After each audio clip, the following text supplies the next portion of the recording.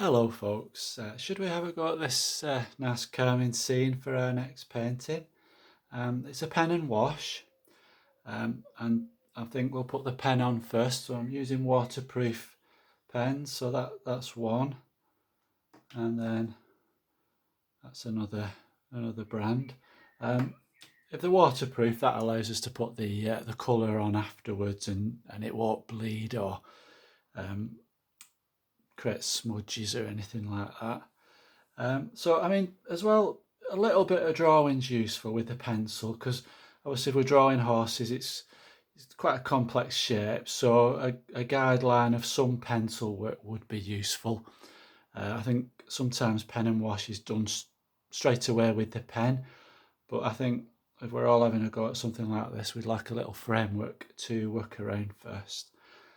So I just pop that there as reference. And I've sort of sketched that out very loosely, just guidelines as I said. And I'm going to, probably as a warm-up, if I start with the background, so I've got a very fine nib that's a little bit worn out.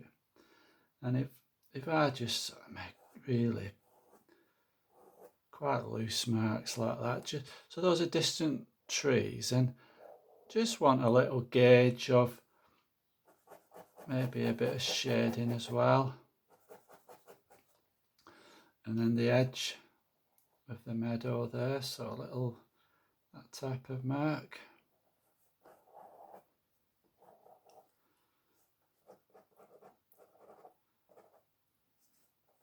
Very faint those out there. And then just above the horse there, so we'll start with some sort of tree trunk.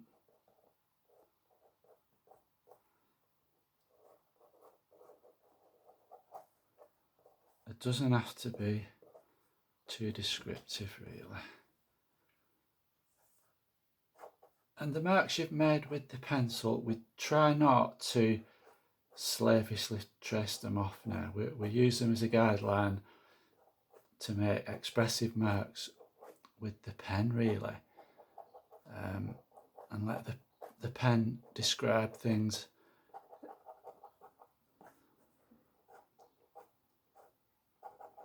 Getting warmed up now, so you'll feel, once you get to this point, you'll feel a little bit more in control and a little bit more that it's actually doing what I want it to do, and confident, so that when we tackle the horses, we're going to be really on our game and make a really nice drawing.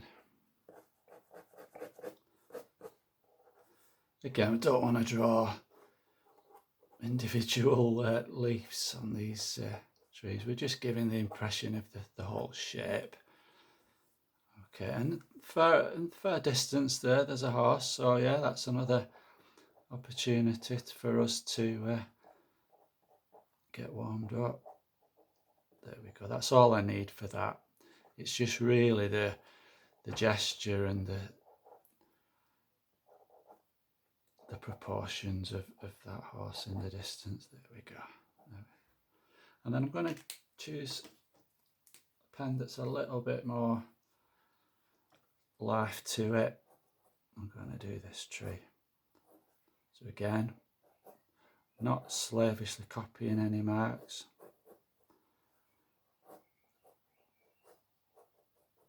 I think Alwyn Crawshaw used to say, if you're drawing or painting a tree, be a tree. So if we can go with that, we're onto a winner, I think.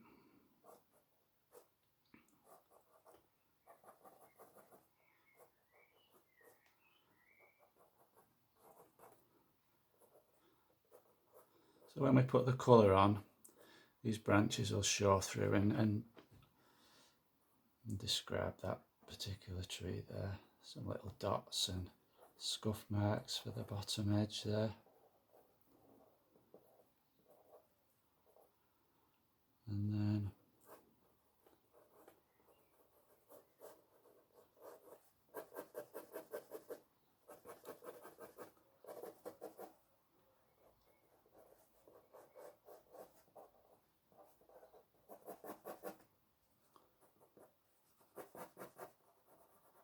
So that's casting a shadow on the grass underneath it. So if you can just do a little cross hatching marks there, that would help.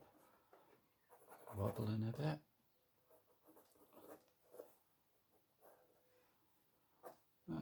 Just re-emphasize that. So that's a good thing, just to assess it and see, do you need to make something a bit darker than it was?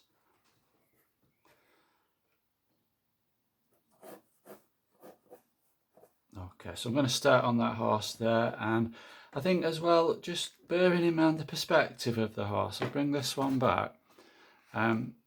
Slightly angled away from us, so if you bear that in mind, you know, you can see behind the tail there's a leg and that leg, so it is just our perspective is just slightly oblique to the horse. That one a little bit less, but again it's still just turned away, so if you just bear that in mind when you're drawing the legs, I think in particular.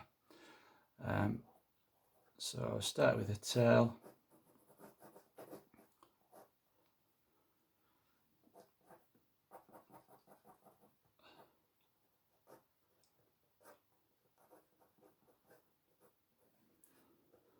And then that back leg there, it's really more than just more than a shadow, really.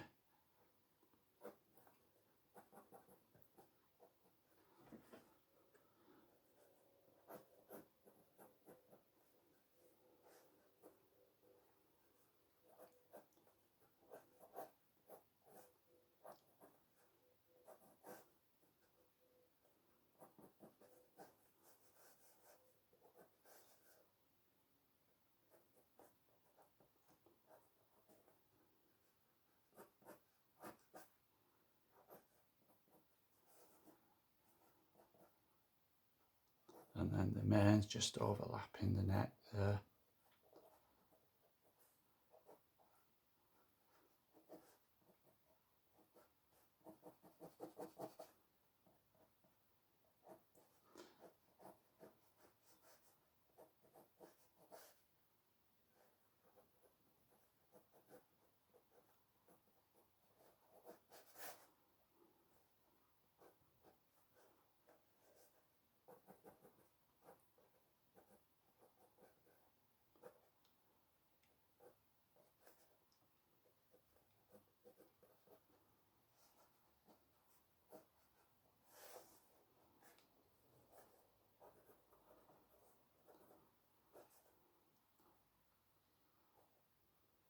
Tend to go a little bit quiet when we're concentrating, but that's not a bad thing.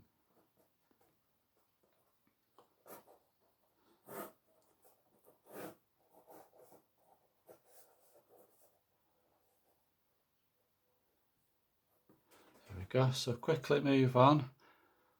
We don't dwell too long, and then we can get this done.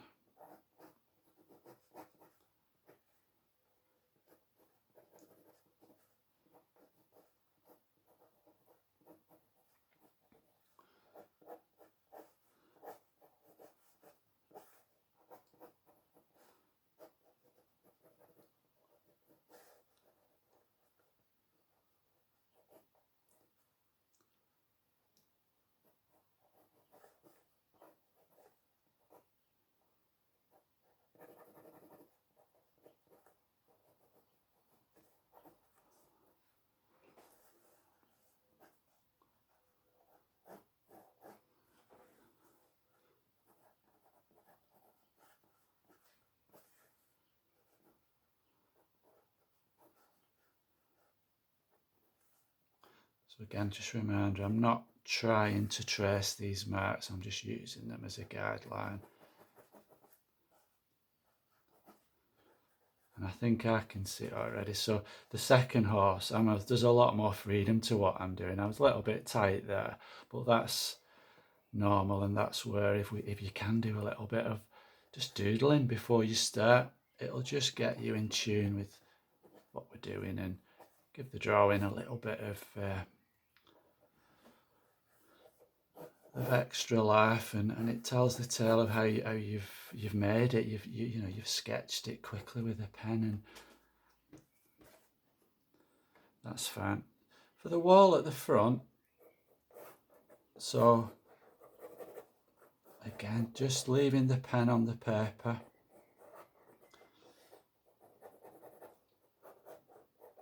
Just change that pen, see if I've got a better one, a bit darker, because it's closer to us. It's not a bad thing to have a pen that makes a more weighted mark.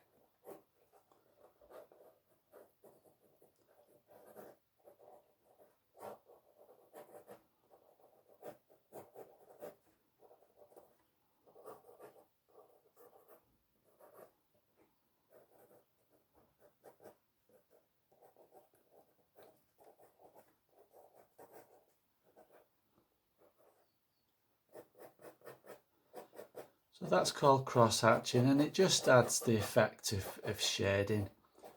Don't overdo it with that because it can become quite heavy, and I'm going to do a lot of the work with the paint. Hopefully this is a framework that we can just then put the paint on and really enjoy letting the paint do what it does. There we go, that's all right. So I'll just fade that off a little less descriptive. So anything else I would need to do that? I'll just scan it and see.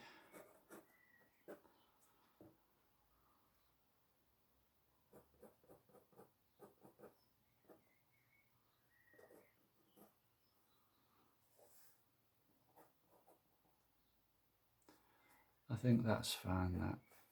So if you want to be getting on with that, I'll go make a cuppa and then I'll start on the next instalment.